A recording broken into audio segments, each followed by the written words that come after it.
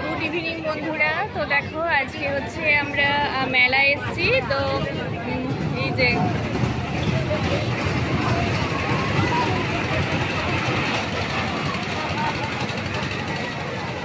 তো এসেছি হচ্ছে বাপের বাড়িতে। তো এখানে বিশ্বকর্মা মেলা চলছে, যে ভীষণ বড় একটা মেলা হয়। তো কত ভালো লাগছে দেখো তোমরা।